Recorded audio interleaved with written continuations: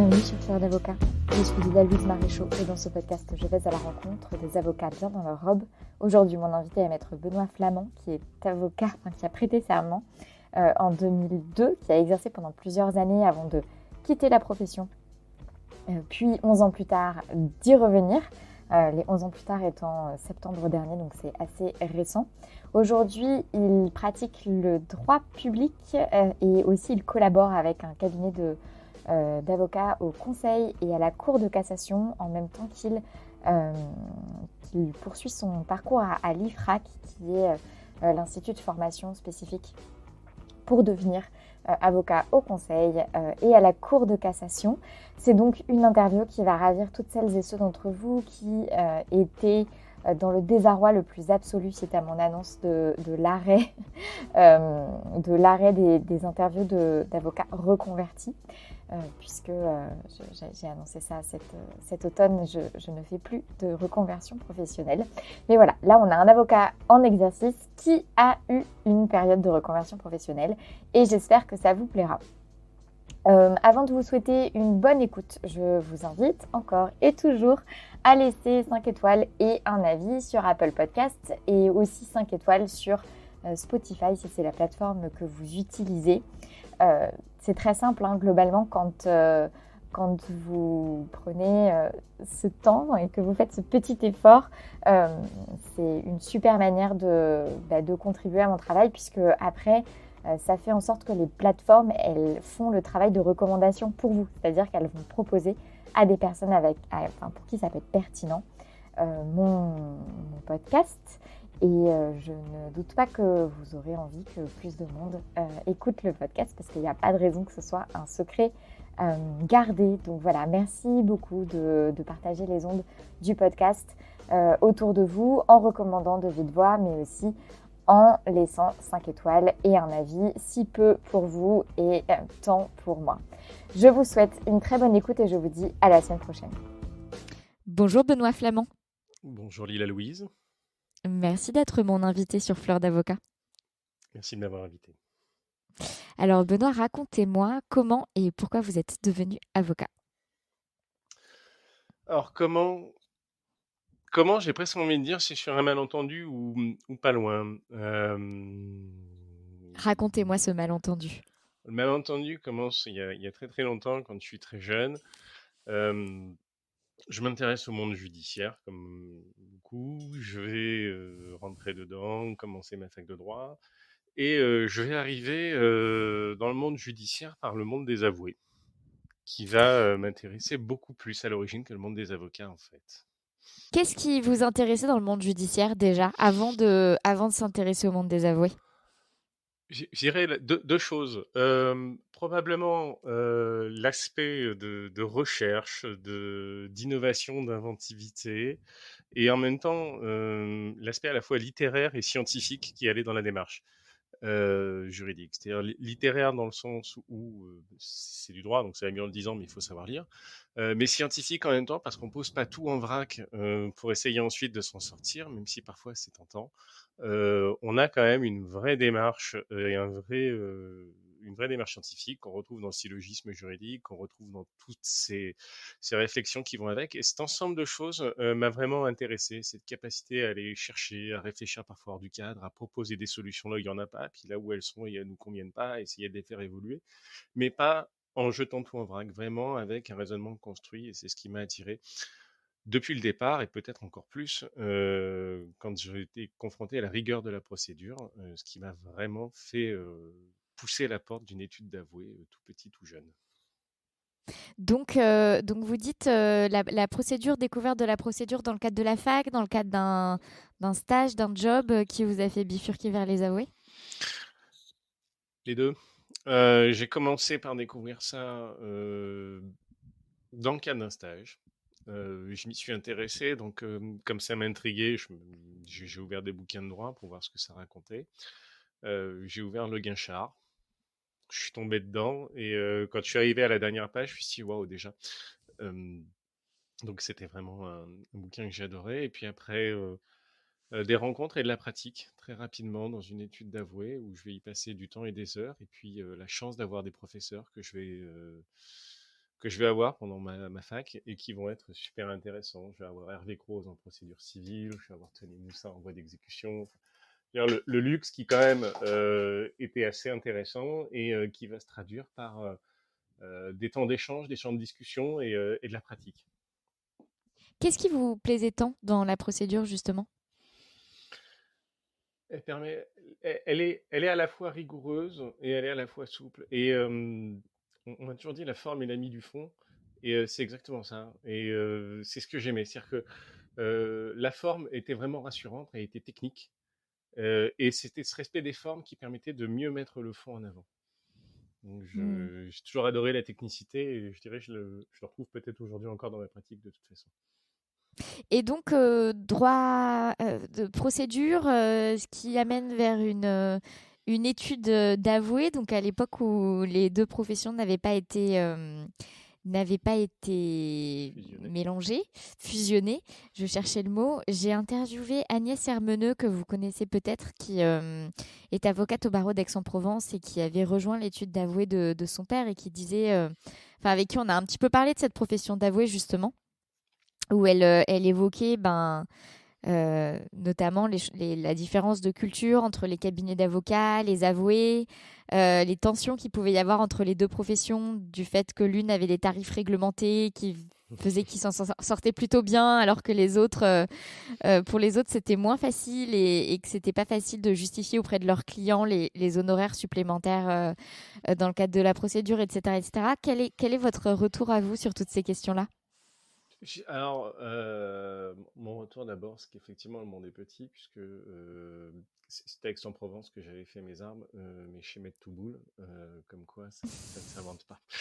Euh, alors, le tarif réglementé des avoués a été longtemps décrié, on aurait pu en parler des heures.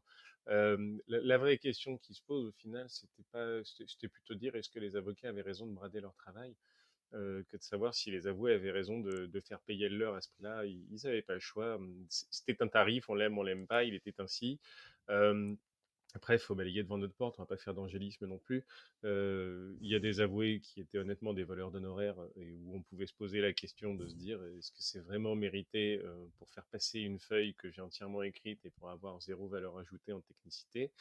Mais à l'inverse, on avait des avoués, et je vais probablement pas être objectif parce que je n'ai croisé que cela, euh, qui étaient bons, qui aimaient leur procédure, qui servaient de véritables relais à leurs correspondants, qui poussaient les portes, qui défendaient les incidents, qui étaient les vrais gardiens de la procédure.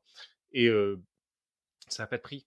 Il suffit de regarder aujourd'hui le marasme dans lequel on se trouve devant la cour d'appel pour se dire que peut-être que d'une certaine manière, les avoués, même s'ils étaient peut-être parfois chers et qu'on aurait peut-être avoir, et je mets beaucoup de peut-être volontairement, une discussion sur leur J'entends tarif, ça. et bien peut-être qu'ils avaient quand même un sens, un vrai sens. Et Non, mais c'est vrai qu'on a parlé de justement, elle disait, et je suis curieuse d'avoir votre retour là-dessus, en plus de personnes qui connaît les deux métiers, encore une fois. Elle disait, ben, c'est vrai qu'aussi, parfois, il y avait de la frustration du fait que les avocats sous-estimaient comment on pouvait leur être utile et la valeur ajoutée qu'on pouvait apporter à leur dossier. complètement. Et le sentiment que elle aurait, enfin, voilà, avec certains avocats, ils arrivaient à être plus que des passe-papiers, justement. Et, euh, et voilà. Donc, encore une fois, je suis curieuse. Vraiment, là, c'est de la curiosité d'histoire parce que, en vrai, c'est plus d'actualité. Mais comme vous dites, ça rejoint quand même néanmoins les questions qui se posent aujourd'hui avec la procédure d'appel. Hier, j'étais au téléphone, avec une cliente au téléphone qui m'a dit, alors là, j'ai un délai Magendie, donc je t'avoue que rien dans ma vie n'existe si ce n'est ce délai Magendie. Donc voilà, je suis curieuse de votre retour sur tout ça. Mon vrai retour, honnêtement, c'est que ça pouvait être parfois cher payé. La tarification était ce qu'elle était. Bon, après, il y avait une charge à payer en face. Donc, à un moment, oui, on voyait les honoraires, mais ce qui est intéressant à regarder, c'est quand même le reste qu'il y avait de disponible. Si je fais basiquement de l'économie et pas du droit, d'un côté, il fallait acheter une charge et être officier ministériel. De l'autre côté, on vissait sa plaque. Et une fois qu'on avait acheté sa photocopieuse et son téléphone, on pouvait commencer à facturer. on n'avait pas nécessairement la même chose. Maintenant, si je fais pas de l'économie et que je fais véritablement de l'opportunité et de l'analyse juridique, un correspondant qui soit à la cour d'appel, à la cour de cassation, que ce soit un huissier ou quoi que ce soit, c'est avant tout ce qu'on en fait. Si on veut s'en servir comme d'un grain de papier, il sera toujours trop cher. Un passe-plat, c'est forcément cher. Si on veut s'appuyer sur eux avec la technicité qu'ils ont, parce qu'ils connaissent tout un petit peu, là où l'avocat connaît un petit peu de tout, on arrive globalement assez vite à avoir quelque chose d'intéressant et qui peut fonctionner. Et à ce moment-là, dans l'intérêt du client, c'est jamais bien cher payé. Hmm. Faut par contre Et donc effectivement vous, savoir l'expliquer. vous avez été avoué pendant combien de temps? 0 mois, 0 jour, 0 heure. Dans la Ah, donc vous mesure où, avez... non, Ok. j'ai traîné mes études, j'ai traîné mes pieds dans les études d'avoué, mais je n'ai jamais eu la chance d'exercer. J'étais préa en mesure 2, etc. Et l'avoué avec laquelle je travaillais m'avait dit n'allez pas dedans, passez le concours Ah du oui. barreau. C'est une profession qui est en train de disparaître. D'ici à ce que vous soyez installé, elle aura disparu. Hmm. Et ça vous a frustré, ça? Un peu, et je me suis dit, écoute, t'es jeune, commence par passer le barreau, du coup, après tout, écoute-la, tu l'as toujours écouté, donc commence pas à faire n'importe quoi. Donc je vais t'y passe le barreau, et puis une fois que tu auras passé le barreau, euh, tu verras, il sera toujours temps de voir ce que ça raconte, de voir ce que ça donne. Et c'est un petit peu comme ça que j'ai passé le barreau, dès que l'opportunité m'en a été donnée. Euh, pour ça, et puis parce que ça faisait partie de la tradition, je dirais, quand on était en magistère des JCE comme j'étais, à un moment ou à un autre, on présentait tous le barreau, et puis ben, on avait la chance de l'avoir, pas de l'avoir du premier coup, du deuxième, du troisième, qu'importe. Mais voilà, je l'ai passé sur ces deux bases-là. C'est original à la fois cet attrait pour la procédure et le judiciaire et le fait d'avoir plutôt intégré le DJCE. Je l'ai pas fait exprès. J'ai Alors je veux tout savoir. je, j'ai toujours été passionné par le droit et par l'économie. Donc, globalement, quand je suis sorti de Doug, je me suis dit, qu'est-ce que je veux faire Et puis, j'ai ce truc-là qui s'est présenté à moi. Je suis dit, ah, ça a l'air sympa quand même. Donc, c'est comme ça que je suis rentré en magistère des JCE. J'ai pris celui de Lyon parce que concrètement j'étais pris à Lyon, j'étais pris à la Sorbonne, j'étais pris à Assas, et la question qui s'est posée à moi était plus de dire où est-ce que j'ai envie d'aller passer les 3 années qui arrivent, que de savoir si j'avais envie d'avoir tel ou tel nom sur mon diplôme. En fait, je réfléchissais comme un étudiant. Et c'est comme ça que je suis allé dans la jolie ville de Lyon. Euh, Ça m'a toujours intéressé. J'ai eu effectivement un aspect très pratique, très ambivalent, avec de la procédure, avec des cours de public, des cours de privé. C'est probablement pour ça que très vite je suis tourné vers le droit fiscal, en fait, où j'avais pas besoin de choisir, je pouvais tout mélanger. Euh, Et puis bah, je restais passionné malgré tout de droit. Je me suis longtemps posé la question en sortant de DJCE de transformer mon mémoire en thèse. Le temps ne m'en a pas laissé l'opportunité, parce que j'ai été happé par la vie du barreau. Et là où je m'étais dit, oh là là, attends, tu fais ça, et puis une fois que tu as fini ton stage, tranquillement, tu te poseras la question, etc. Parce que je faisais partie, vous l'aurez compris, des vieux qui avaient 18 mois de stage après avoir prêté serment. Au final, j'ai pas eu le temps. Donc en fait, vous aviez un peu envisagé après la fin du stage, donc le stage prestation de serment, 18 mois de stage, à ce moment-là, de finalement interrompre l'exercice de suspendre ou interrompre l'exercice de la pratique pour faire une thèse. Et en fait, Pas vous avez été forcément. rattrapé par vous avez été avalé par la vie professionnelle en cours, quoi. Ouais, c'est même un peu plus compliqué que ça. C'est que je sors de mon DJCE, j'ai pas encore prêté serment, puisque j'ai été admis en fait à l'école du barreau en sortir de maîtrise, et j'ai fait le barreau en même temps que mon DJCE et mon DESS. Ouais. Euh, Ce qui était à l'époque assez classique, mais qui aujourd'hui relève du sport de haut niveau. Euh, et on me propose, mon directeur de mémoire de l'époque me propose de transformer mon mémoire en thèse. Il me reste encore quelques mois à faire avant de prêter serment. Je temporise un peu en disant, bon, déjà, je termine ça, après je verrai. Et puis, au final, j'ai prêté serment, j'ai été pris immédiatement au cabinet d'avocat et j'avais même pas prévu d'interrompre, j'ai juste pas pensé puisque j'ai été pris directement dans ce tunnel de la folie parfois d'exercice des avocats et où quand on enlève la tête, on se dit ah bon c'est déjà la fin, euh, sans avoir vu passer toutes les années au milieu. Et ce cabinet qui vous a recruté en collaboration, c'était le cabinet dans lequel vous faisiez votre stage pendant l'école? Ouais, un tout petit cabinet, mais dans lequel du coup j'étais déjà tout ingérable. C'est-à-dire que je vivais ma vie et faut pas le dire parce que déontologiquement c'est pas bien, mais je faisais à peu près ce que j'avais envie, y compris pour un stagiaire. On me confiait les dossiers et j'avais déjà à la fois la liberté dessus, dans le choix de mes arguments, dans le choix de mes méthodes. Enfin, je gérais véritablement cela comme je voulais. Ce qui m'avait beaucoup plus intéressé à l'époque que ce qu'on me proposait dans des grands cabinets où j'aurais probablement appris différemment, peut-être mieux, je ne saurais dire, mais en toute hypothèse, avec moins de liberté. Et ça vous plaisait? Enfin, je veux dire, vous aviez choisi ce cabinet pour ça? Oh, pas plus que ça. C'était une rencontre humaine. J'avais pas du tout fait d'études de marché. Je m'entendais bien avec mon maître de stage. Ça se passait bien. Il m'a proposé de rester. Globalement, l'offre de collaboration qui m'était faite était en tout point similaire à celle qu'on me faisait dans d'autres cabinets en sortant de DJCE. Donc, ma foi, à gauche ou à droite, c'était la même chose, sauf que d'un côté, il y avait un peu plus d'entrain, de complémentarité, on va dire, que de l'autre, tout simplement. Et vous faisiez du droit fiscal donc? Je faisais du droit fiscal, je faisais du droit des sociétés, du contentieux des affaires, et puis petit à petit, jeune collaborateur, j'ai été petit à petit spécialisé par ma clientèle plus que par celle dans laquelle je voulais exercer. Et c'est ainsi que j'ai délaissé le droit fiscal au profit à la fois des procédures collectives et, grand écart oblige, du droit public. Le premier Et dossier avant le second. ouais, et vous dites la clientèle m'a spécialisée. Votre clientèle ou celle du cabinet? Ma clientèle. Ma La vôtre. clientèle, Donc c'est un peu. vous avez rapidement développé votre propre clientèle?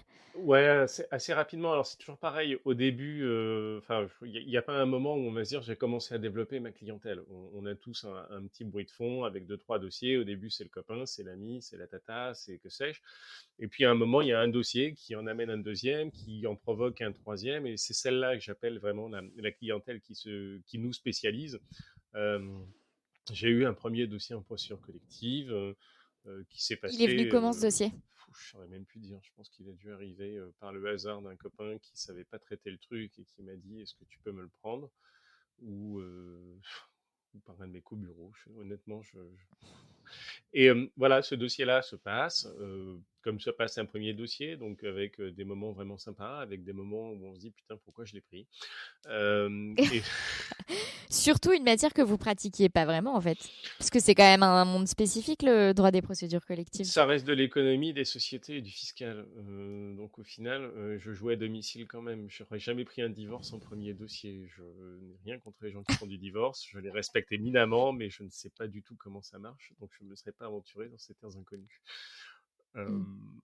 et bon voilà, je pris le premier, et puis le premier au final m'a amené le deuxième, et puis le deuxième m'a amené le Parce que le troisième. premier client a parlé de vous et que ça a été un bouche-oreille par les clients, vous avez un peu Ça s'est de... fait un peu comme ça.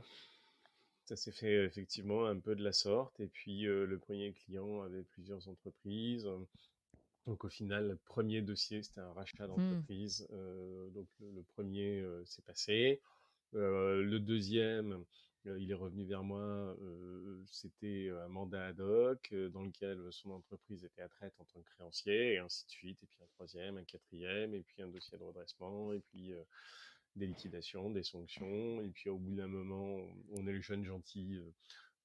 Donc, comme on est jeune sympa, poli, couvre pas les portes à coups de pompe, bah, il y a un administrateur judiciaire qui vous fait bosser un petit peu, et puis un mandataire, et puis, enfin voilà, donc c'est un truc qui se crée un petit peu sans véritablement courir après, mais où au final, vous y trouvez du plaisir. Et Et vous je- étiez toujours collaborateur? ouais, Ouais, donc vous avez bien, entre guillemets, bien développé par la force des choses, manifestement sans trop chercher à provoquer les choses. En tout cas, ça s'est bien développé et vous continuez à avoir votre collaboration parallèle. c'est ça. Parce Et vous... que Parce que j'avais Non, je pas vous écoute. Mm. parce que en fait, je me suis associé, mais je me suis associé très tardivement. Ah, donc vous êtes associé? Ah, je l'ai été, Ah non, mais ok. c'est je me suis associé, tardivement, on va dire, parce que, l'opportunité s'était présentée. Mais, rappelez-vous de ce que j'aimais à l'origine, à savoir, les avoués et la procédure. Hem J'avais quand même aussi, présent à l'esprit depuis, très jeune 2 spécificités qui m'avaient toujours intéressé, les avoués ou les avocats au conseil, et je m'étais toujours dit: «Je serai l'un ou l'autre, ou au moins je bosserai avec l'un ou avec l'autre». Hem, donc je voulais me donner le temps de réfléchir, et c'est en cela que j'ai préféré malgré tout temporiser un minimum, le temps d'avoir un peu de clientèle, le temps d'avoir ce qu'il fallait pour pouvoir, me donner le ressort, si besoin en était, de pouvoir faire autre chose après. Ouais. Et vous avez évoqué en parallèle des procédures collectives quelque chose de assez différent, c'est-à-dire le droit public. Ouais. Et donc, développement d'une casquette un peu Janus, un petit peu antagoniste, enfin, je ne sais pas si antagoniste, mais en tout cas Non, de pratiques vraiment très distinctes. Qu'est-ce qui vous a amené vers le droit public? le droit public. Le Euh, droit public, je comprends. Il se suffit à lui-même. Il se suffit à lui-même, c'est la matière. Je ne comprends pas que les gens n'y aillent pas. Non, ce qui m'a amené vers le droit public, c'est, oui, quand je vous dis le droit public, c'est à peu près ça. C'est des professeurs d'abord qui étaient extraordinaires, des chargés de TD aussi, qui avaient depuis le début l'art et la manière d'intéresser l'étudiant que j'étais à cette matière, qui était à la fois un mélange de texte, d'ingéniosité, de réflexion, donc je trouvais déjà la matière fortement intéressante, sauf qu'étudiant, c'est peut-être là où si je devais faire un reproche à mes études, il se situerait guère que là. Euh, Étudiant, j'arrivais pas à voir la finalité du droit public quand j'étais à la fac. Pour moi, le droit public à la fac, ça se résumait à une jeune fille qui s'était fait écraser par un wagon, à quelques lancers de nains et à des patrons coiffeurs. C'était un peu juste. J'arrivais pas trop à voir comment est-ce qu'on arrivait derrière sur un exercice professionnel à pouvoir véritablement s'en sortir. Mais je trouvais la matière fondamentalement intéressante pour ce qu'elle était, c'est-à-dire quelque chose qui à la fois encadrait l'action du service public, l'action de l'administration, qui en même temps la rendait possible, qui luttait contre ses excès. Donc véritablement cet équilibre euh, à la fois intellectuel et à la fois judiciaire qu'on arrivait à avoir dans les actes. Et ce que j'ai retrouvé à moitié à travers le droit fiscal, je veux dire, si je suis allé vers le droit fiscal concrètement, c'est pas non plus que par hasard. C'était vraiment le croisement des différents chemins, même si c'est encore une matière bien particulière. C'est une matière qui mélange un peu des principes de public, qui mélange des principes de civil, qui mélange des principes de privé que j'aimais beaucoup aussi. Enfin, c'est un mélange. Donc, je m'y suis retrouvé assez naturellement. Mais la matière fiscale reste quand même un domaine bien à part, et c'est pour ça que rapidement, petit à petit, la nature ayant horreur du vide, je suis reparti vers ce que j'aimais, qui était le droit public en fait. Donc voilà pourquoi je faisais le grand écart entre les deux. Et donc, vous dites, je suis repartie vers le droit public, mais tout en gardant la casquette procédure collective, ou Ouais. vraiment à un moment vous avez délaissé les procédures collectives pour faire que du droit public? Je n'ai délaissé les procédures collectives pour faire du droit public que bien plus tard dans ma carrière, Ok. lorsque je suis passé dans l'administration. Où là, effectivement, on ne va pas se mentir, les procédures collectives, c'est plutôt rare. Mais tant que Ouais. j'exerçais comme avocat, j'arrivais à garder les deux. Et je trouvais cet exercice vraiment intéressant parce que il était assez complémentaire malgré tout l'un de l'autre. Et j'avais pas vraiment d'antagonisme, il m'obligeait juste à rester, entre guillemets, au niveau partout. Il fallait que je sois au niveau en procédure civile, en procédure administrative, et ainsi de suite. Et je vous donne la procédure comme un exemple, parce que je ne vais pas citer tous les codes et tout ce qui va avec. Mais c'est ce que je trouvais d'intéressant, en fait. Et donc, vous êtes collaborateur, vous développez, vous temporisez Mm. une éventuelle association parce que vous voulez laisser les portes ouvertes pour peut-être ou devenir quand même avoué si finalement les prédictions de, de votre maître de stage se révélaient pas si justes que ça, ou peut-être rejoindre un cabinet d'avocats au conseil. Mm. Finalement, vous avez manifestement fini par vous associer quelque part, donc un peu, en tout cas, renoncer au moins temporairement à l'une de ces deux éventualités. Comment est-ce que ça s'est présenté, cette opportunité? Bizarrement, dans des conditions pas forcément les plus optimum, mais ça se présente. On va dire que c'est pas forcément le meilleur passage de ma vie, donc j'ai passé assez vite dessus. Ouais. Ça se présente dans la mesure où je quitte un cabinet après un comportement assez particulier de mon maître de stage de l'époque, qu'importe. J'arrive du coup quasiment chez son voisin de palier qui me dit bah viens chez moi, j'ai une table, j'ai un bureau. Et puis une chose en poussant une autre devient une table, j'ai un bureau. C'est bah tiens, si tu veux, on peut s'associer parce que finalement moi je cours après le temps et on peut arriver à avoir des synergies. Je fais du droit des affaires, tu fais du droit des affaires. Je suis plutôt conseil, tu es plutôt contentieux. On a un trait d'union entre les deux avec les procédures collectives qui permettent d'arriver quand même de trouver un terrain. Donc globalement, tout ceci a l'air extrêmement intéressant et l'est. Euh, et c'est pour ça que je m'associe en fait. Je m'associe encore une fois, non pas avec une optique de plan de carrière, c'est quelque chose que je n'ai jamais eu.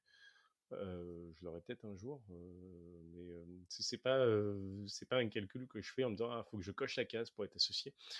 Ça arrive comme ça, on me l'aurait proposé sous un autre statut, j'aurais pris pareillement en fait. Hmm. Alors, je comprends que c'est pas une période dont vous avez envie de sur laquelle vous avez envie de trop vous étendre. Vous êtes resté associé combien de temps dans cette structure? À peu près 4 années.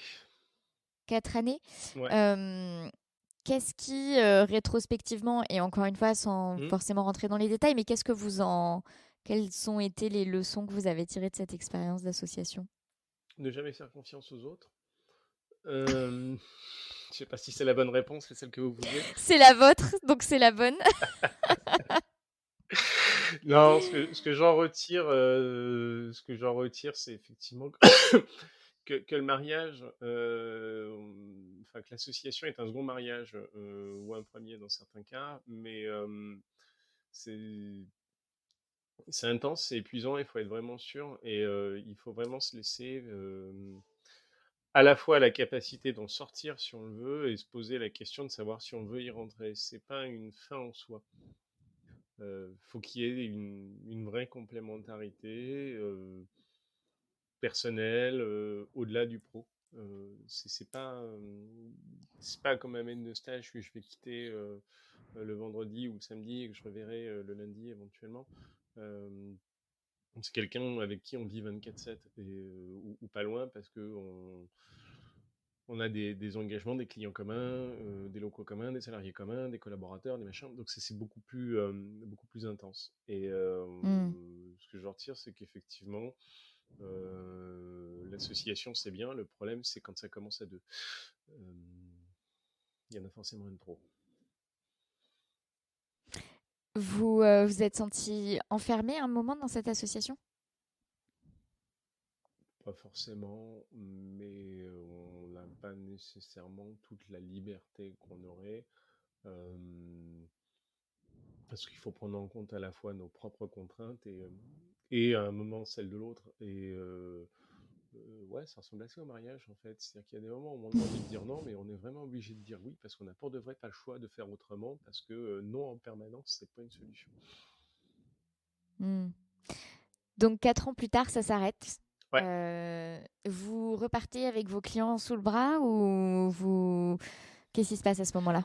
Euh, Ça s'arrête pour une raison qu'on passera, mais ça s'arrête et je repars pas avec mes clients sous le bras.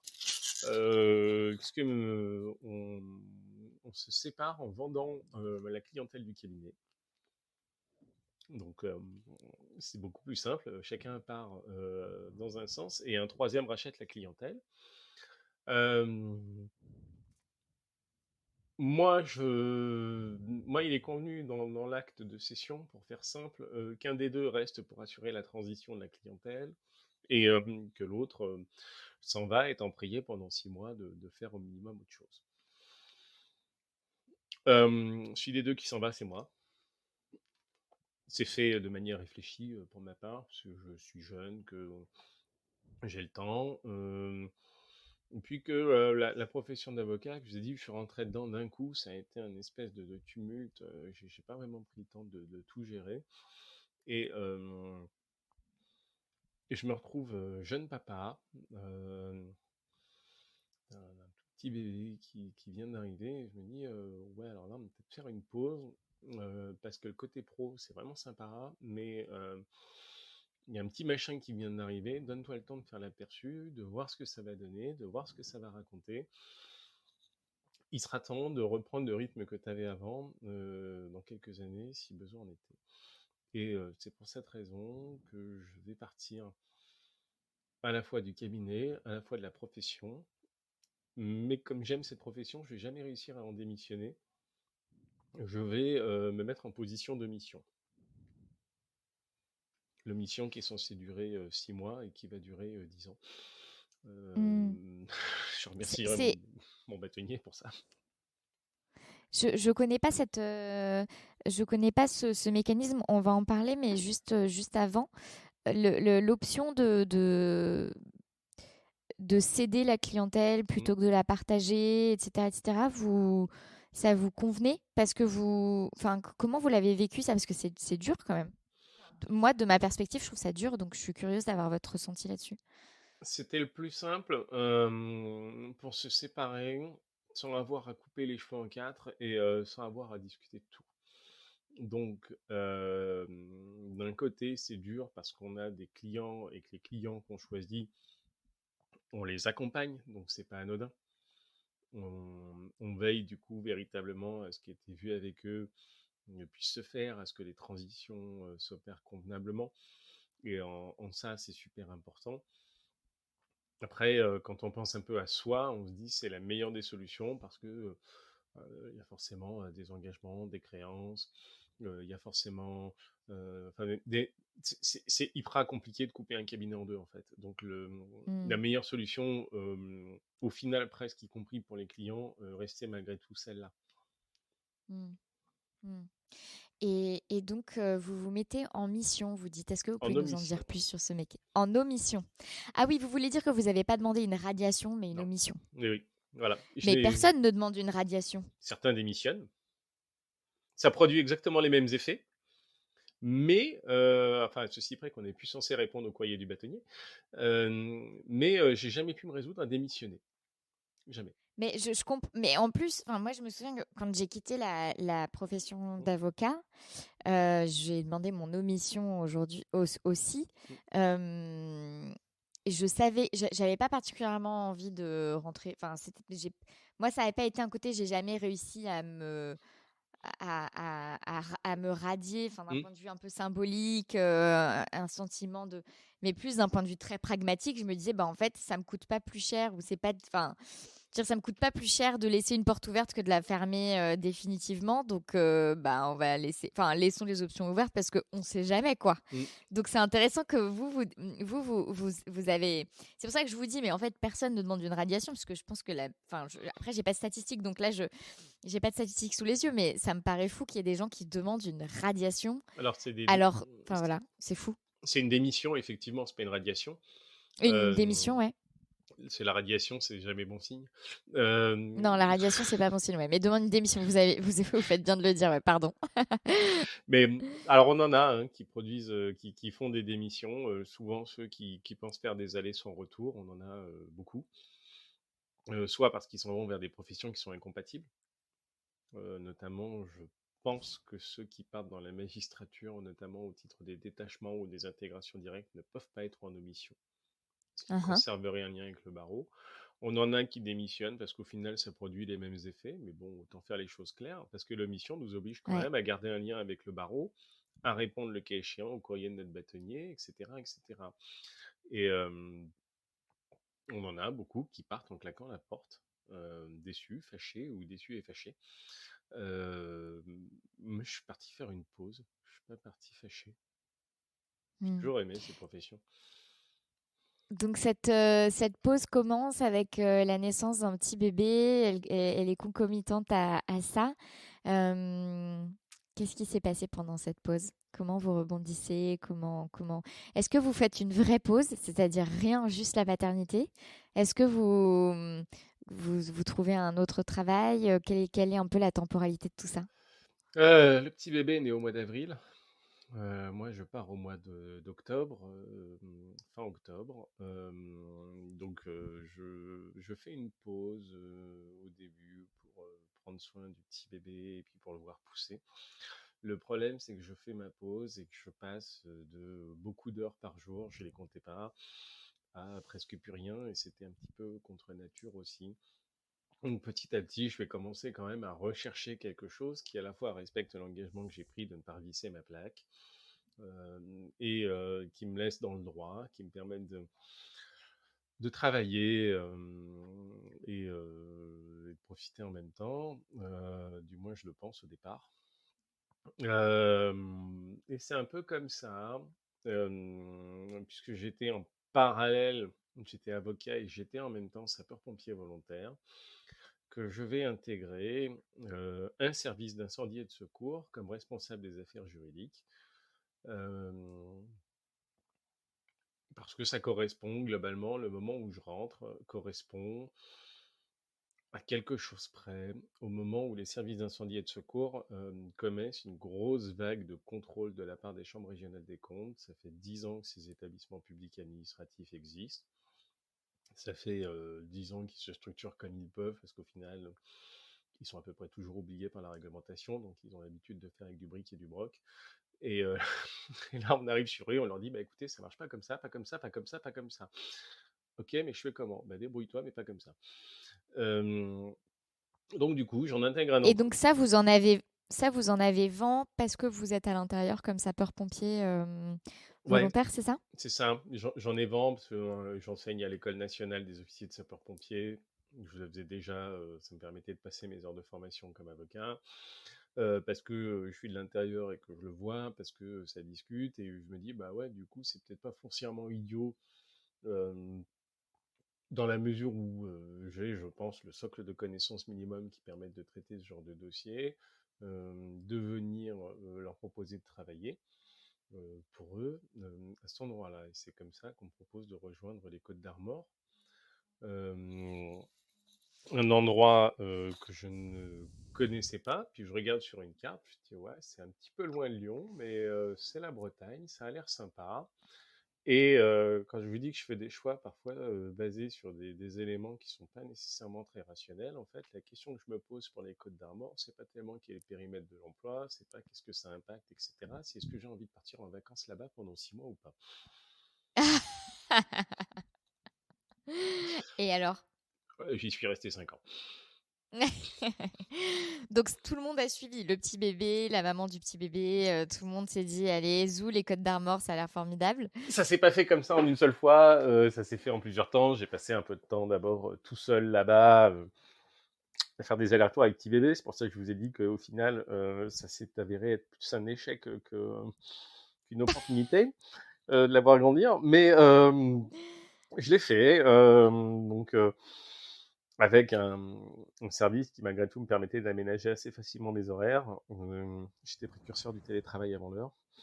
Euh, et voilà, c'était sympa. Ça permettait de faire les deux choses en même temps. Ça permettait de se préoccuper de la semaine à 100% du fonctionnement du service, et quand je rentrais d'être à 100% avec petit bébé, avec le reste. Donc ça se passait bien. C'était Ça se sportif, passait bien. mais ça se passait.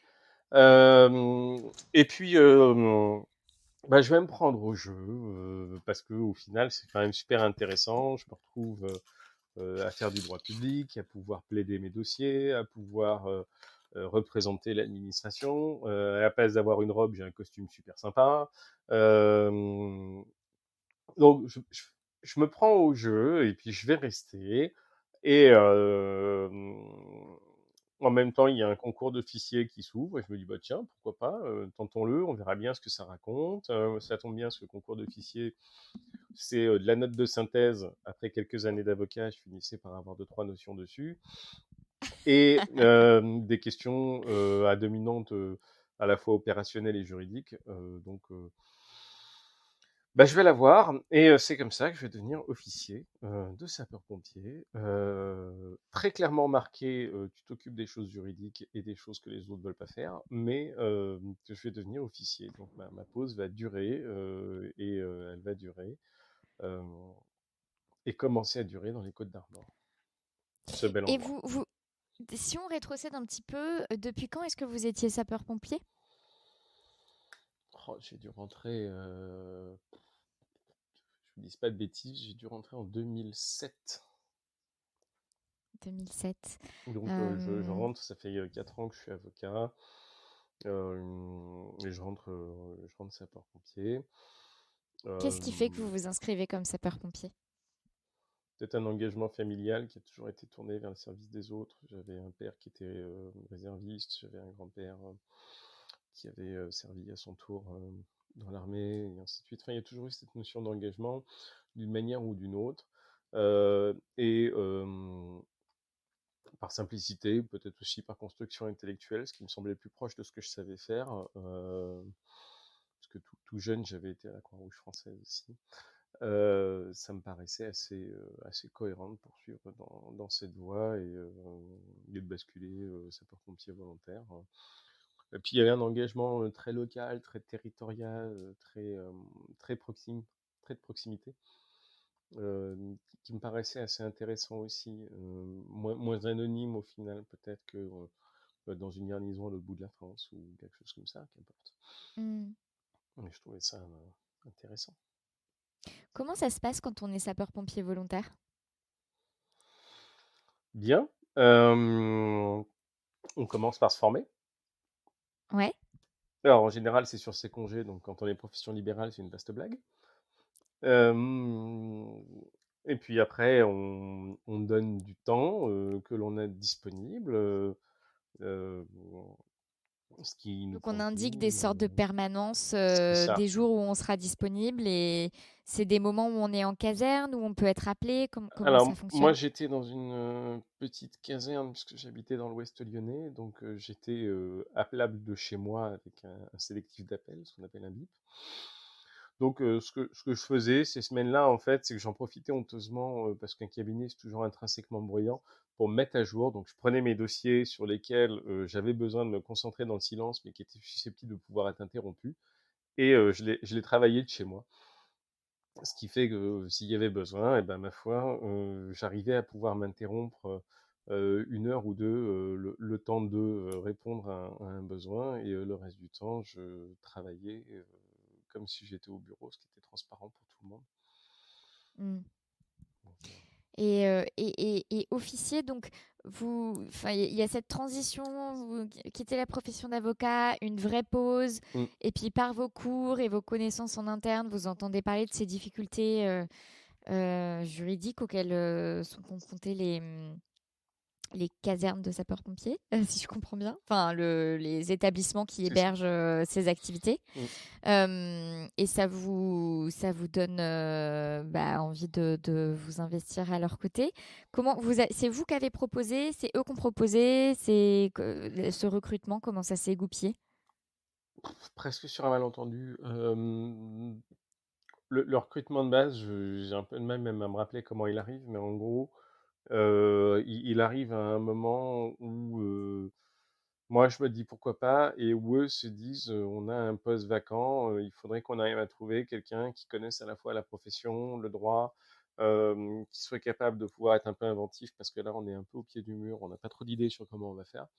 Je me demande même si on n'est pas mis en relation par des connaissances communes, notamment liées à une présence qui n'était pas du tout calculée pour ça au début, qui était ma présence à l'école nationale des officiers de sapeurs-pompiers. Et ça match.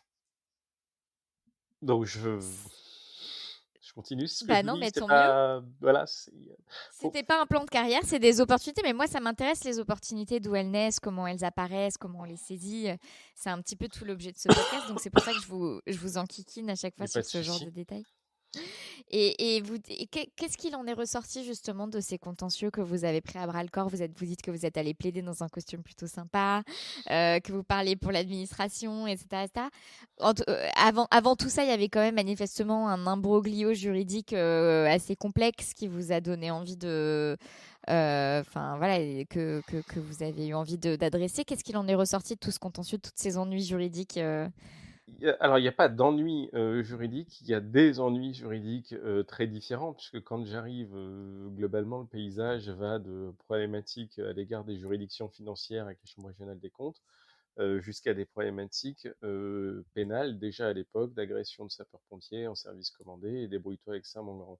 Donc c'est vraiment, encore une fois, un grand écart. Il en ressort, je dirais, une approche peut-être un peu plus judiciaire, un peu plus avocate, un peu plus méthodique qu'avant. Je veux dire, mon tribunal de grande instance à l'époque, pour l'appeler comme ça, reçoit pour la première fois dans les mois où j'arrive des demandes de communication de dossier pénal à une administration qui se présente à l'audience, qui soutient ses écritures, qui plaide, qui conclut. Mon TA également. Euh, donc ça change un peu le paysage, sans le révolutionner, mais ça le fait évoluer. Ça remet l'administration de manière moins passive. Elle communique peut-être ainsi, peut-être plus. Et du coup, derrière, il en ressort des choses sur lesquelles on a raison et où il fallait pas s'énerver, parce que l'administration a toujours raison. Puis il en ressort des choses sur lesquelles on n'a pas raison, c'est pas bien. Et du coup, on va conduire des plans de conduite du changement pour se mettre en conformité. Il y a des moments aussi où on va se poser la question de se dire, ouais, là, ils nous disent qu'on a tort, mais je suis pas d'accord au final, non. Donc on va interjeter appel, on va mettre en place des procédures en attendant pour permettre de pallier, parce que derrière, ce qu'on a quand même toujours en ligne de mire dans l'administration, et c'est hyper différent de ce qu'il y a comme avocat, euh, c'est qu'il ne faut pas que l'action administrative se retrouve paralysée euh, par l'intervention d'une décision inopportune, que ce soit parce que le fond est pas bon, ça arrive des fois, ou inopportune, que ce soit parce qu'il fallait absolument pas que ça sorte dans ce sens-là, sinon ça allait paralyser l'action. Donc on se retrouve à faire œuvre d'inventivité et en même temps qu'on fait œuvre d'inventivité, les services d'incendie et de secours rentrent progressivement dans le XXIe siècle, découvrent progressivement la pression contentieuse, puisqu'ils en étaient relativement épargnés en fait à l'origine. Et on a des contentieux qui arrivent. Là où on en avait un par mois, on commence à en avoir un par semaine. Là où ils étaient Donc parce rigolos, ils que deviennent moins drôles. la responsabilité de ce corps est de plus en plus souvent engagée, c'est ça que vous voulez dire? C'est ça. En fait, on Mm. a une double pression qui augmente. Je dirais, on a une pression au niveau des recours administratifs qui augmente parce que les compagnies d'assurance exercent leurs recours. C'est leur droit, hein. Je ne peux pas les interdire de le faire, je peux juste leur interdire d'avoir raison. Là-dessus, on doit faire face. Donc du coup, sur des choses qui jusqu'alors ne paraissaient pas forcément hyper contentieuses, ça le devient. Des choses qui n'étaient pas dans la culture administrative nécessairement très documentées. Pourquoi vous avez fait tel ou tel choix alors que les gens agissent plutôt dans l'instantanéité de la chose. Il faut les redébriefer Bah, 6, 8 mois surtout, après. j'imagine, quand on est sapeur-pompier. Enfin, je veux dire, Commander je dans suis en train de me l'incertitude. projeter.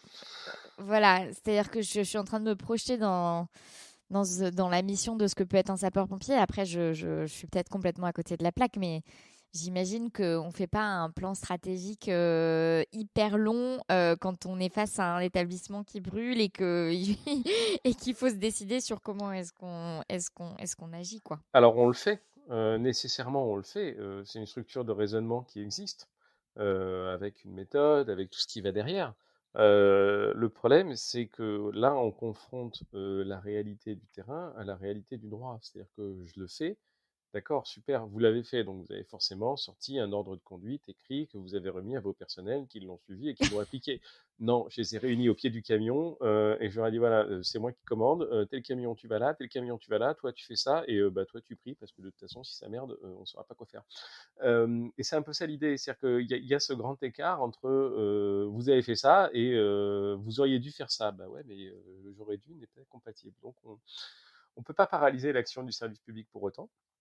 Donc, bah, il a fallu construire à la fois des palliatifs face à ce type de situation, rassurer les personnels parce que c'était hyper impactant pour ces gens-là. Je veux dire, les corps de sapeurs-pompiers, c'est en moyenne 80% des effectifs qui sont des pompiers volontaires, donc des gens qui donnent de leur temps mais qui font autre chose à côté. Euh, T'as la personne qui se retrouve convoquée, à devoir déposer, à devoir expliquer les choix qu'il a fait. On avait risque d'en perdre certains aussi, donc il a fallu les accompagner là-dedans pour qu'ils comprennent que c'est nouveau pour eux, mais c'est pas nouveau dans l'action publique et rendre des comptes fait partie de l'action administrative. Mais il a fallu effectivement, pour ça que je dis qu'il a fallu faire rentrer les services de secours dans le 21e siècle, parce qu'il a vraiment fallu les faire passer de cette époque où ils avaient carte blanche à cette époque où ils devaient expliquer ce qu'ils avaient fait.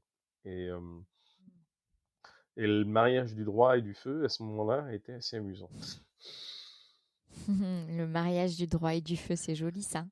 Je sais. Et vous dites vous dites que vous avez passé le concours pour devenir officier. Oui. Ça a fait évoluer vos fonctions, j'imagine, dans ce corps? Oui et non. Ça les a fait nécessairement. Alors non, ça les a pas fait évoluer tant que ça, parce qu'au final, je restais le mec qui faisait du droit, et ça tombe bien parce que ça intéressait personne. Donc, dès que les dossiers devenaient un peu complexes, il m'arrivait dessus, et voilà, le réseau, l'attrait faisait que. Oui, en même temps, parce que un officier de sapeur-pompier a des missions qui sont dites opérationnelles et des missions qui sont dites fonctionnelles. Donc j'ai eu des missions opérationnelles qui sont venues se rajouter, donc je prenais des gardes pour commander, et j'ai basculé ensuite à un moment dans mon emploi fonctionnel en caserne, où tout en continuant à répondre aux sollicitations de nature juridique qui pouvaient arriver ça et là, plus ou moins régulièrement, on va dire, j'avais à commander un centre de secours, et j'ai commandé le plus beau d'entre eux en toute objectivité, puisque j'ai commandé Guingamp, Celui des Côtes d'Armor, donc? bien sûr. J'ai commandé le centre de secours principal de Guingamp, et je pense que dans l'ensemble de ma carrière d'officier, ça a été le moment peut-être le plus marquant et le plus fort. Pourquoi? Parce que vous êtes le patron, vous êtes le chef, il n'y a plus personne au-dessus de vous dans la caserne. Vous avez votre grand chef qui est à 60 bornes de là, mais concrètement, c'est vous le chef. Vous êtes le confident quand ça va pas, vous êtes le papa quand ça va bien, vous êtes tout à la fois. Et, et c'est une vraie marque de confiance des femmes et des hommes que vous encadrez. Soit ça se passe mal ou moyennement, et puis voilà, soit ça se passe bien, et il y a une vraie synergie qui se développe, et vous pouvez vraiment agir avec eux en confiance, leur demander quand il le faut de faire le pas de plus, ce petit élément qui fait qu'ils se démarquent et qui fait qu'ils le font. Euh, J'ai souvenir d'interventions marquantes dans lesquelles, quand on réfléchit, on se dit, je vais demander quand même à quelqu'un de monter avec une échelle au 3e étage pour aller se mettre sur un rebord qui faisait 15 centimètres pour faire en sorte que quelqu'un qui voulait sauter saute pas. C'est fou. Mais voilà, c'est une vraie confiance qui repose avant tout sur la manière de servir, je pense, et sur la manière d'être avec ces personnes. Et c'est très très fort. On coupe pas le soir quand on rentre à la maison. Comment on, comment on sert pour obtenir cette confiance ou pour la garder? Déjà, on essaie d'être exemplaire. Je pense que c'est la base de tout, mais ça fonctionne aussi bien chez les avocats au final que chez les chefs de centre, que chez tout le monde. exemplaire. On se lève pas le matin en étant exemplaire, on se rase pas en étant exemplaire, on se couche pas en étant exemplaire. Ça s'apprend pas à la fac, ça prend nulle part, mais on l'est.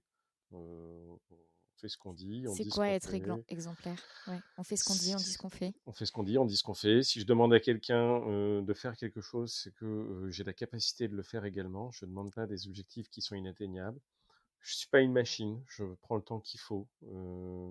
Je discute, ce ne sont pas des matricules, ce sont des gens qui ont un nom, un prénom, une histoire. Euh, on les accompagne. On s'efface quand il le faut et le reste du temps, eh ben, s'il faut sortir de ses prérogatives et les accompagner, quitte à aller au-delà, eh ben, on prend le temps qu'il faut. C'est 130 personnes, c'est 260 personnes si on tient compte des épouses, beaucoup plus si on tient compte des enfants. Et c'est autant de monde qu'il faut connaître et qu'il faut aimer. Et on n'est pas forcément aimé par contre en contrepartie, mais c'est pas grave. Et comment on gère quand on n'est pas aimé en contrepartie? On gère pareil que si on est aimé en contrepartie, en fait. C'est-à-dire? C'est-à-dire qu'on est exemplaire. Si on a quelque chose à faire, on le fait sans animosité, on le fait sans ressenti, on le fait sans démagogie aussi. Je le fais pas en disant je vais faire ça pour qu'il m'aime bien. On le fait parce qu'on doit le faire, parce que le service public le nécessite, parce que l'agent le mérite. On le fait. On le fait sans se poser de questions en fait. On agit parce qu'on n'agit pas pour soi, on incarne quelque chose et on incarne une administration. Donc on s'efface derrière, enfin devant elle. Et vous dites que ça a été le moment le plus intense de votre carrière. Je sais plus si vous avez dit que c'était le plus beau. Je vous avais dit que c'était la plus belle caserne, mais je sais plus si c'était le plus beau moment. Euh, ça, combien de temps ça a duré ça? Ça a été ouais, combien de temps de votre vie? J'ai commandé pendant 2 ans et je suis sorti de là à peu près rincé. J'aurais honnêtement Pourquoi vous fait. en... Pourquoi j'en suis sorti de là rincé? Parce Non, que attendez, vous étiez sur le point. Je vous ai interrompu. Vous disiez j'aurais honnêtement et je vous ai interrompu et je m'en veux. c'est pas. J'aurais honnêtement pu faire des années de plus. Tellement je les aimais parce que ouais, j'avais vraiment ouais, cet attachement pour les personnels que j'encadrais. Et je dis les personnels parce que j'avais des femmes, j'avais des hommes, j'avais tout. Mais moi, j'avais des personnels que j'encadrais. Et j'avais cet attachement pour eux qui faisait que je me serais levé la nuit où j'aurais traversé la France sans aucune difficulté et que je serais resté avec eux encore des années sans problème si je n'étais pas parti en Savoie, euh, Qu'est-ce qui passer à s'est autre passé en chose. Savoie? Qu'est-ce qui vous a attiré en Savoie? Euh, Ma vie personnelle, mes parents vieillissaient. La Bretagne, c'est un super pays, c'est super joli, c'est super beau. On peut mettre plein de mots avec super devant. Euh, le seul problème, c'est que c'est super loin aussi de Lyon et qu'avec des parents qui vieillissent et avec 9 heures de délai pour pouvoir les rejoindre à l'époque, bah on n'est pas serein. Quand le téléphone sonne le matin à 7 heures, parce que des fois, ma maman avait le bon goût de m'appeler à 7 heures du matin, on est en hypertension. On se dit là, je vais mourir, en fait, il y a un problème. Non, en fait, c'est juste qu'elle n'avait pas fait gaffe à l'heure. Mais du coup, c'est ces petits éléments où on se dit, ouais, là, s'il y a le moindre souci, 9 heures de route, quoi qu'il advienne, j'arrive trop tard. Donc c'est là où, même si on aime commander, même si on aime son centre, même si on aime tout ça, on se dit, je vais quand même commencer à regarder un peu ce qu'il y a autour de Lyon pour essayer de me rapprocher, être pas forcément collé, mais être pas nécessairement non plus trop loin pour pouvoir avoir un équilibre à la fois personnel et professionnel par rapport à ces contraintes. Et alors, qu'est-ce que vous avez trouvé en Savoie? Un centre de secours, en l'occurrence Saint-Jean-de-Maurienne, pour ne pas le citer, qui va m'accueillir, qui était joli, hein, je veux dire, c'était franchement, enfin, j'arrive le 1er janvier 2016, il fait beau, il y a de la neige, euh, enfin, je suis quand même payé à ce moment-là pour partir là où les gens partent en vacances, donc je fais pas partie des gens qui sont le plus à pleurer, quoi. Euh, Donc je trouve une caserne avec d'autres personnels, structurés différemment, avec des histoires différentes, tout aussi passionnant. Je trouve un grade de plus au passage, je ne demandais pas plus que ça, mais je le prends, donc c'est pas désagréable non plus. Et je passe le début de ma carrière à Saint-Jean-de-Maurienne comme capitaine, euh, jusqu'au moment où le corps départemental va changer de patron. Euh, un nouveau patron va arriver, un très grand directeur. Je dis pas ça parce qu'il a encore un poste aujourd'hui, hein, il sait ce que je pense de lui de toute façon. C'est véritablement, il fait véritablement partie de ces gens qui sont hors normes, on va dire, hors cadre, et qui fait un Qu'est-ce qui est pari. hors cadre chez lui? À peu près tout. C'est une exoplanète. Alors d'abord, c'est un mec qui a la poisse. Si vous pensez avoir la poisse, parlez 10 minutes avec lui, vous verrez ce que c'est que de ne pas avoir la bol. Euh, D'accord. c'est le général Emmanuel Claveau, pour ne pas le citer, qui est celui qui a fait le crash de la Germanwings avec une épaule pétée. Euh, bon. Et il est hors norme. Et dans sa manière, parce qu'il sait raisonner hors du cadre quand il le faut, et il sait rester dans le cadre en même temps quand il le faut. Et il va faire un pari, il va me dire, bah, écoutez, c'est pas compliqué, il y a une frontière à côté. Ce que je vous propose, c'est de développer la coopération transfrontalière avec nos camarades italiens à travers le développement de projets européens. Et c'est ainsi que je vais sortir des casernes pour rejoindre l'état-major. À l'origine, pour m'occuper des projets européens, parce que je suis le mec qui sait à peu près lire les textes, et ça tombe bien, c'est que des règlements communautaires, qui a deux, trois notions d'éco, qui a deux, trois notions de droit, qui parle couramment anglais, donc ça semblait plutôt pas mal. Et puis, bah, je vais développer ça, et au fil du temps, je vais récupérer en complément la fonction juridique, et où du coup, je Donc, vais... vous avez un petit peu délaissé la... Enfin, moi, dans ma compréhension, ouais, vous devenez officier. oui, Vos fonctions, vous gardez pas mal de juridique, mais beaucoup d'encadrement, c'est ça. la direction de cette caserne, un moment magique dans votre vie, 2 années assez magiques dans votre Mm, vie. euh, mais vous aviez encore des fonctions juridiques à ce moment-là. voilà. Ensuite, vous allez en Savoie. Et là, vous gardez des fonctions juridiques ou vous délaissez un petit peu ces fonctions juridiques que vous aviez jusqu'à maintenant? Je fais trois choses. D'abord, je les délaisse totalement pendant 6 mois, parce que c'était le prix Ouais. à payer pour rejoindre la Savoie. C'est le moment où, au sens strict, je ne sers plus l'administration au niveau juridique. Euh, C'était ça, où je restais à 9 heures de route. Ouais. Problème vite vu. Ouais, ouais, vous pouviez pas Euh, faire les deux. voilà. Puis, dans un deuxième temps, je vais les reprendre d'abord sous l'angle européen.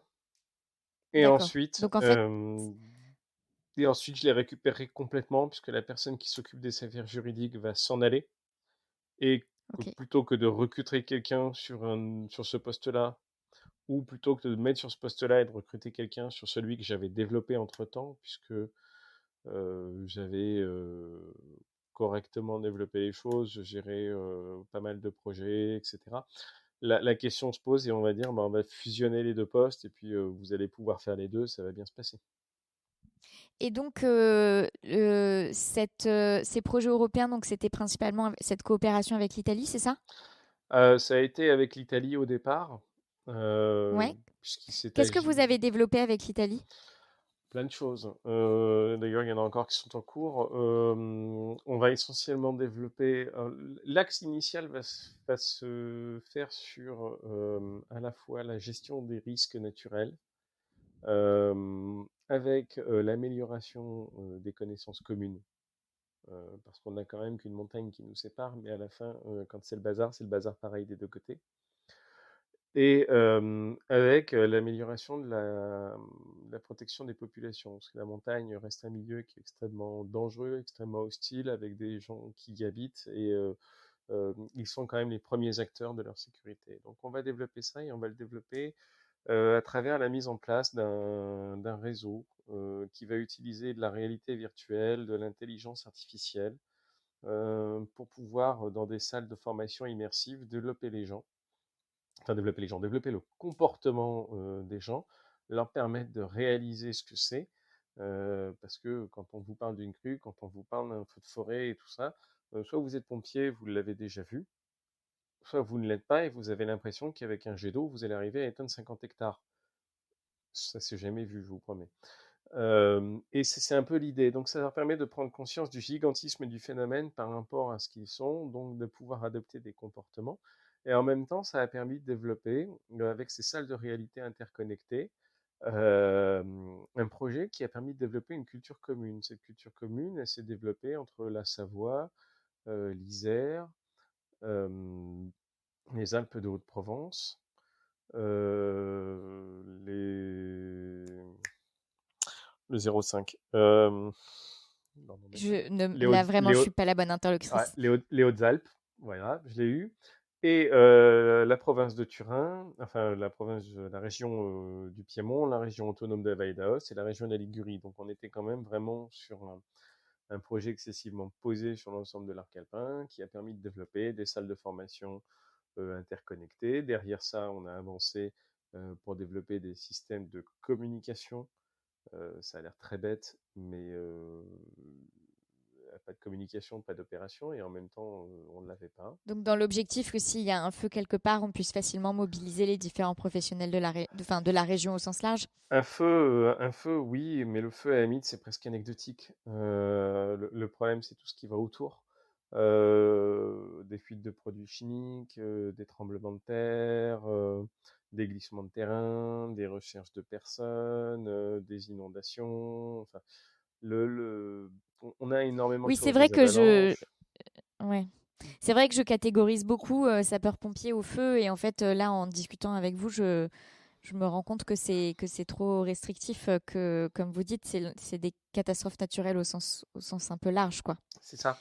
Ils sont devenus, enfin, le pompier qui éteint le feu a évolué, hein. Aujourd'hui, c'est devenu un technicien du risque, on va dire. C'est beaucoup de secours à personne, c'est 80% de secours à personne, c'est des incendies, c'est du risque technologique, donc on va développer tout ça. Ce projet-là va être un des plus gros qui a été porté dans la région Auvergne-Rhône-Alpes sur la période, on va dire 2017-2020, prorogé grâce au Covid. Et puis, ce projet-là va en amener d'autres. C'est ainsi, par exemple, que on va créer une équipe internationale compétente pour intervenir partout dans le monde en moins de 12 heures en matière de recherche en décombres, ce que vous avez engagé à Haïti, ce qui est parti en Albanie.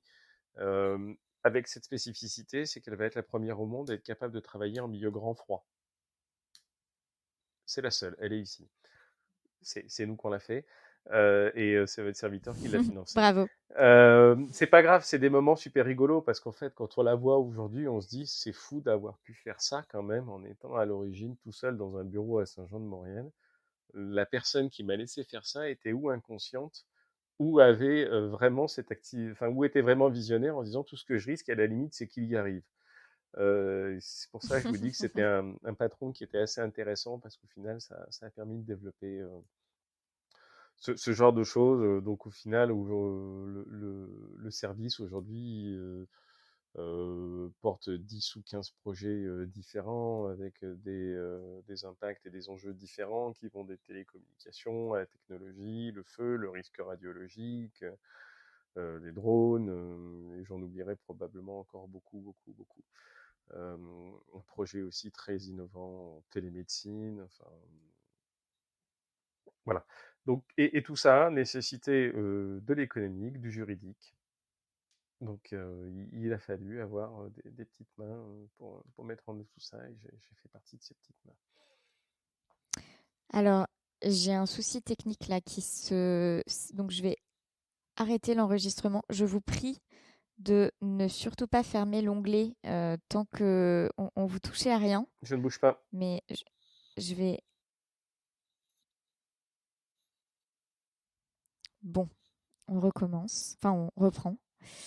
Ça a l'air d'aller. Je crois qu'on est sain et sauf.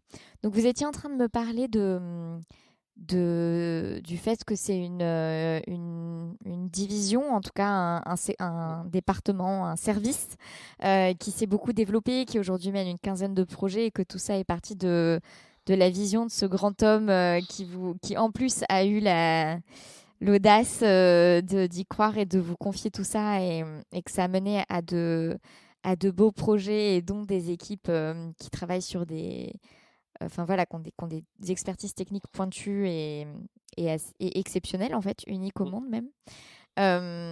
Et vous, dans tout ça, donc vous avez fait toute cette gestion de projet et vous m'avez dit qu'à un moment, ça a refusionné avec le juridique, que vous avez récupéré à nouveau le juridique. Oui. C'était à votre demande, ça vous manquait, l'aspect plus juridique, contentieux que vous aviez développé depuis les Côtes d'Armor? Je l'ai toujours aimé, cet aspect juridique. Alors ça n'a pas plus été que ça à ma demande, parce que au final, on se formate quand on rentre dans l'administration et on se dit, bon, bah, je suis là pour servir. Donc, s'il faut m'envoyer là, j'irai là. S'il faut aller à gauche, j'irai à gauche. S'il faut à droite, j'irai à droite. Ce qui est intéressant, c'est qu'à la fin, il y ait quelque chose de commun qui se passe et que l'usager du service public, que ce soit Pierre-Paul ou Jacques qui soit à telle fonction, à la fin, quand il a besoin, ça fonctionne. Et en cela, je dirais, un service de secours, c'est super intéressant. Vous avez 63 ou 70 métiers derrière différents, de celui qui achète le véhicule à celui comme moi qui gère le juridique. Et pourtant, à la fin, quand quelqu'un fait le 18, c'est parce que 63 métiers à peu près ont fonctionné correctement qu'en moins de 10 minutes, il a une ambulance au pied de sa porte. Donc voilà, je ne courais pas plus après ça. Le hasard des mouvements de poste a fait qu'on me l'a proposé. Et mon amour pour la matière juridique, parce que j'avais quand même à un moment présent à l'esprit de repartir dans cet univers que j'aimais. Comment, je ne savais pas encore trop, mais j'avais présent à l'esprit de repartir, a fait que j'ai dit oui et je me suis remis très très volontiers dans ce service qui, quand j'arrive dedans, est tourné essentiellement vers le conseil. Euh, Peu de dossiers contentieux parce que l'histoire du service le veut. Euh, et d'un coup, enfin, les choses commencent à repartir doucement mais C'est vous sereinement. qui attirez le contentieux.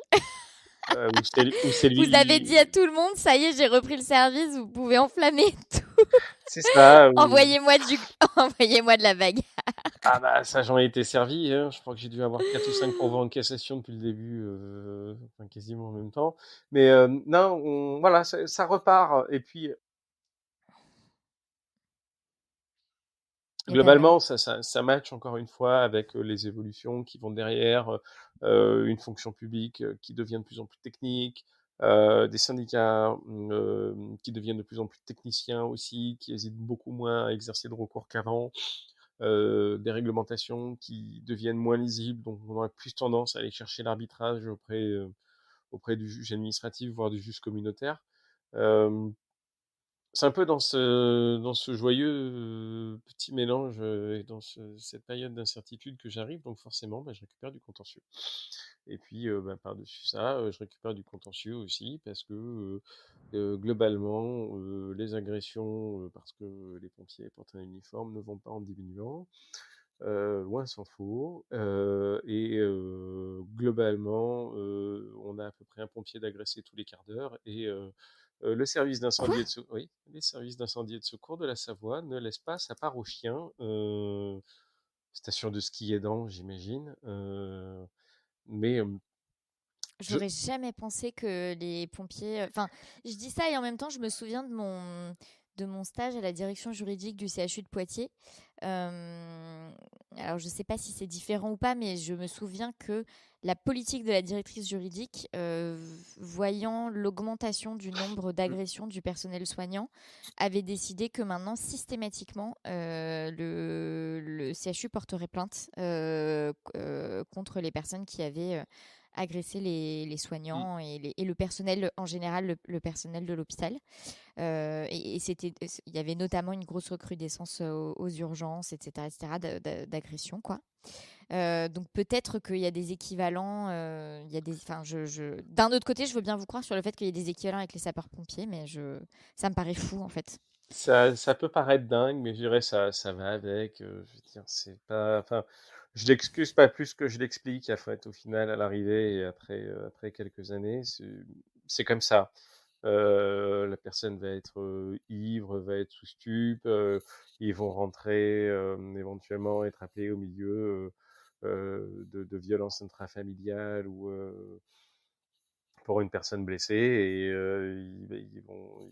ils vont être pris avec tout ce qui va avec. Ils ont un uniforme, ils ont un gyrophare bleu, ils ont ci, ils ont ça. Euh, je dirais, c'est pas plus dirigé contre l'institution qui regarde qu'autre chose. C'est simplement qu'à un moment, bah, il faut y aller et ils y vont, donc ils prennent et ils se font agresser. Alors, parfois c'est verbal, parfois c'est physique, parfois c'est les deux. Euh, Ça arrive. Donc voilà, on a ce petit regain d'activité et bah, forcément, ça occupe correctement les journées, on va dire. Et ça dure combien de temps? Waouh, longtemps. Parce qu'au Euh, total, vous avez dit 10 ans, c'est ça? Au total, vous avez dit que vous avez passé ouais, 10 ans de... enfin 11 pour être très précis, puisque c'est quelque chose qui va durer jusque septembre 2021, date à laquelle je vais lever l'omission du barreau. Mmh, Pour reprendre en droit public mmh. comme avocat et pour reprendre également les avoués ayant disparu chez les avocats au Conseil d'État et à la Cour de cassation, où certains d'entre eux m'ont accordé leur confiance, ce qui me permet de pouvoir pratiquer en collaboration externe la technique de cassation. Qu'est-ce qui a motivé votre levée d'omission, votre retour au barreau?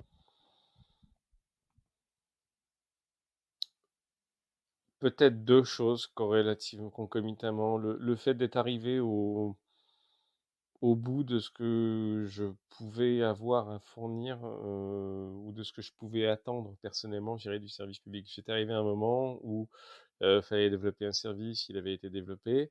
Euh, Globalement, je dirais, ça peut paraître terriblement vantard ce que je vais dire, mais une fois que vous avez fait la trace, derrière, y compris les nouveaux projets européens, les nouvelles choses, il n'y a plus véritablement la même difficulté. Les choses viennent à vous. Après, la question, c'est je prends pas. Au niveau juridique, ça avait été structuré, les gros dossiers structurants étaient passés. Il y avait eu un énorme temps de travail qui avait été fait pendant 2 ans sur le temps de travail, sur tout ça. C'était fait. Donc globalement, ce qui m'attendait maintenant, c'était de dire, bah, vous allez faire la même chose ailleurs, mais avec un grade différent. Donc, j'avais pas forcément le défi intellectuel qui allait avec. J'avais pas forcément envie de bouger non plus pour repartir à l'autre bout de la France pour faire la même chose. Euh, et puis, ben, je dirais ça, plus quelques mauvaises rencontres, à savoir certains confrères et consoeurs que j'ai pu revoir et avec qui j'ai pu me rendre compte en discutant qu'au final, je l'aimais vraiment ce métier. Donc, Qu'est-ce qui vous a fait vous rendre compte que vous aimiez vraiment ce métier dans ces mauvaises rencontres? la passion avec laquelle ils en parlaient, la passion avec laquelle j'en parlais avec eux, et puis le fait de regarder en fait, c'est-à-dire d'avoir un point de vue très extérieur à la profession où on se dit au final, quand on est dedans, on se dit que c'est la pire et quand on la voit de l'extérieur, on se dit que c'est quand même la plus belle. Et il y a eu ça, je dirais, et puis il y a eu, entre guillemets, d'autres belles rencontres avec des magistrats qui m'avaient dit, mais pose-toi la question, éventuellement, tu es fonctionnaire, tu pourrais détacher dans la magistrature.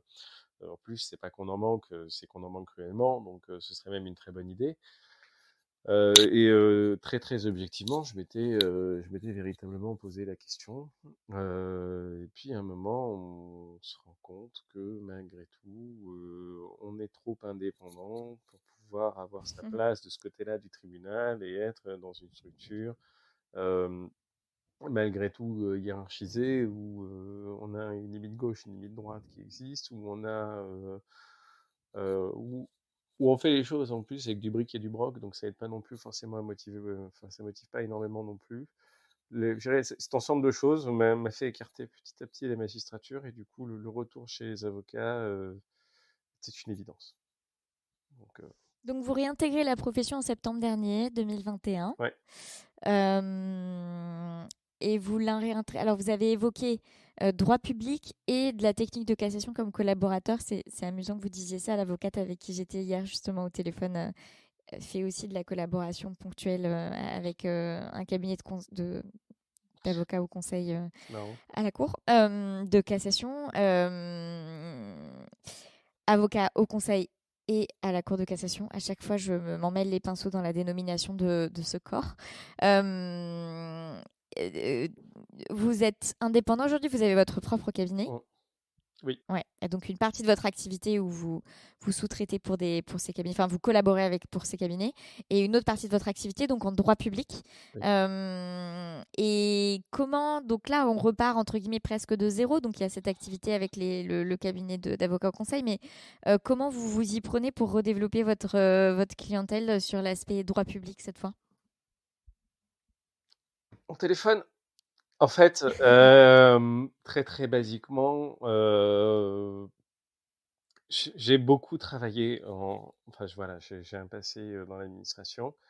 Euh, je suis très marqué droit public, très marqué fonction publique, très marqué marché public. Ce sont des matières qui sont éminemment contentieuses. Donc, comment je m'y prends?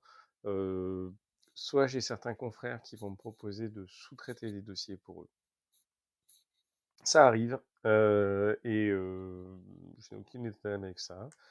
Soit j'ai certaines administrations qui vont me solliciter, puisqu'on n'est pas nécessairement obligé de passer par des marchés publics en fonction des seuils. Donc c'est très bien ainsi. Et puis je dirais voilà, le gré des rencontres, le hasard des besoins. Enfin c'est voilà, j'ai une Donc structure vous qui est avez très pris votre téléphone pour dire aux uns et aux autres, je reprends la robe et je vais faire ceci et cela. Alors, Et ce serait cool de travailler ensemble. j'ai même pas eu besoin de le faire, ça s'est fait naturellement. C'est un univers qui est tout petit, donc au final, mon téléphone a sonné en disant: «C'est vrai que tu reprends la robe».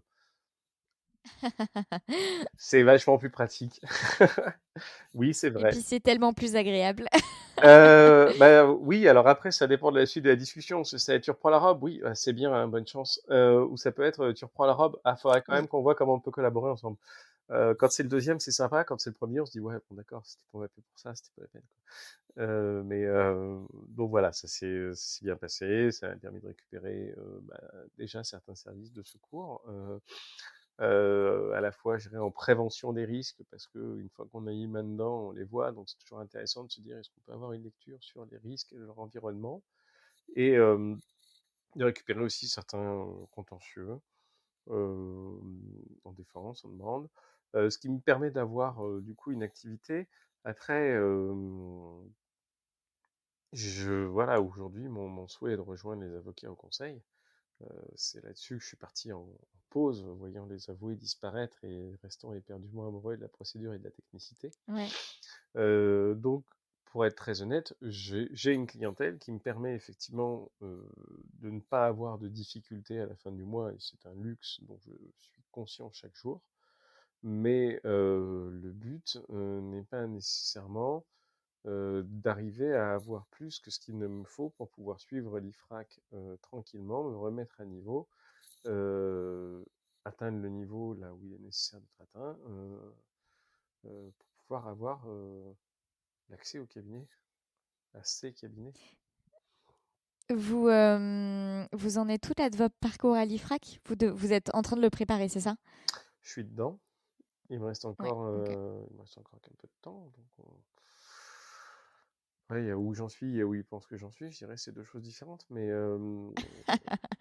c'est il y a des points sur lesquels la technique de cassation a énormément évolué depuis la date où je suis parti en omission. Donc, c'est quasiment une reprise à zéro.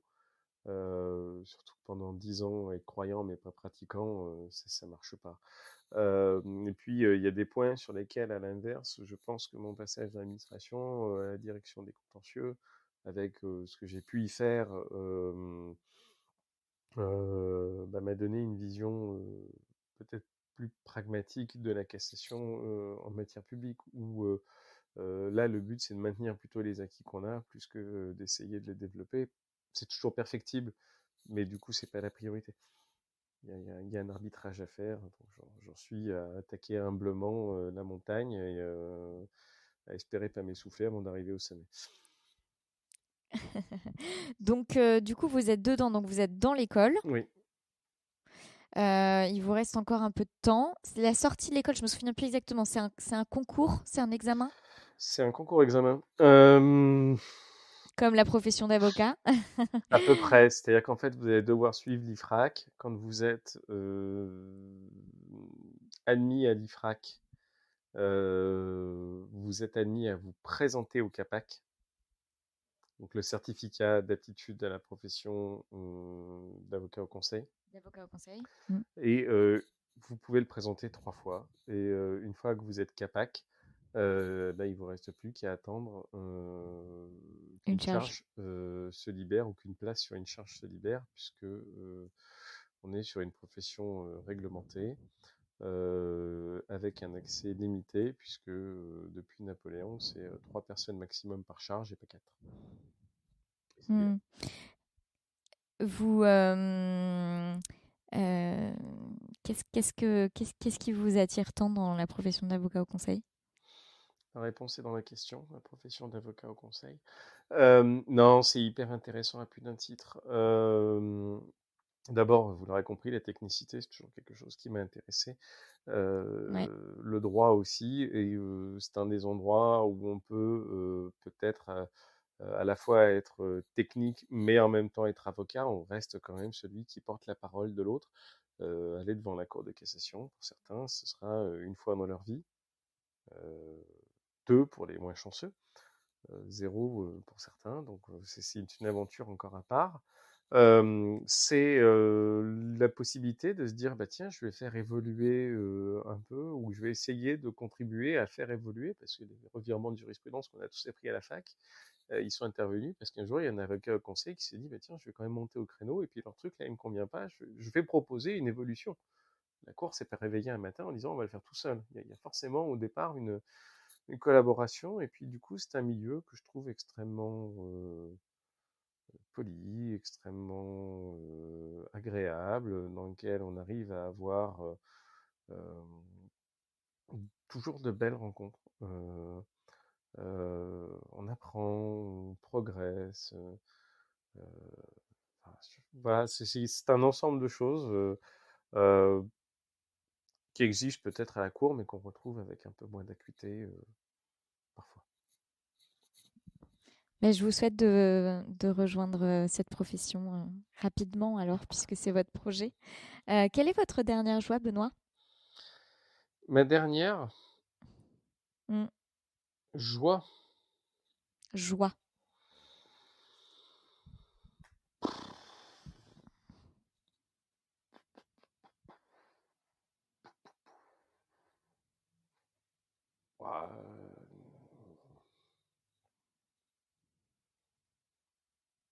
ça va être très banal en fait. Très très banal. Mais c'est d'avoir eu ma fille qui me serre dans mes bras et qui me dit je t'aime papa. Je suis désolé, Hmm. j'aurais voulu trouver quelque chose de plus original, mais je reste là-dessus. Non, mais vous n'êtes pas le seul à évoquer un moment de vie de famille dans votre dernière joie. Alors, on m'a suggéré, un auditeur m'a suggéré en dernière. Euh, j'ai fait une petite demande de feedback récemment. Il y a quelqu'un qui m'a dit: Ah, j'aimerais bien que tu demandes en fin d'interview que tu rajoutes une question rituelle qui est quels sont les confrères inspirants qu'ils suivent sur les réseaux ou amicalement? Est-ce qu'il y a des confrères qui vous inspirent que vous avez envie de mettre en lumière aujourd'hui? Oh, il y en a plein, il y a la moitié du barreau de Twitter à peu près. Faites-moi une petite sélection. des confrères inspirants, des gens qui ont souvent le mot juste. À ce titre-là, ils sont plus qu'inspirants parce qu'ils sont. On a le grand Avocaillon, qu'on ne présentera plus, mais qui est très inspirant à sa manière. On a Opti et son chien, qui inspire également aussi, parce que chacun à sa manière apporte des petits éléments. On a la liénoise la plus connue du barreau de Twitter, qui est Babali. J'en ai plusieurs comme ça, mais voilà, voilà, un appelle l'autre, appelle le troisième. Ne pas citer Eolas, ce serait Donc, une insulte. Avocaillon, Éolas, Opti, vous avez dit l'avocate de Lille. Mo, bien sûr. Oui, Mo, mais feu, Mo. Feu Mo, mais qui, globalement, a laissé une trace. A laissé une trace. Et Damien, pas de Lille, pas d'Ali. D'accord. Et déjà j'irai avec tout ça. Et puis il y en a tellement d'autres. Si je regarde les derniers tweets que j'ai ou les derniers échanges avec eux, Sui Generis, Donc rendez-vous sur le barreau de Twitter à tous. Je citerai les personnes que vous avez citées. Et la dernière question rituelle qui est: qu'est-ce que vous portez sous votre robe? C'est très indiscret ça. Tout à fait. Je suis tout à fait indiscrète. De manière peu originale, un costume. Un costume. Plus le même du coup. Hmm, Plus le même. plus le même, mais un costume. J'ai jamais réussi à me résoudre à me péder en jean. C'est comme ça. C'est comme ça. Ça fait partie des habitudes rituelles qu'on a. On a tous les siennes. Et celle-là est pour moi habitude rituelle. Je porte un jean. Je porte pas de jean, pardon, sous-marin. Merci beaucoup pour cet échange. Merci.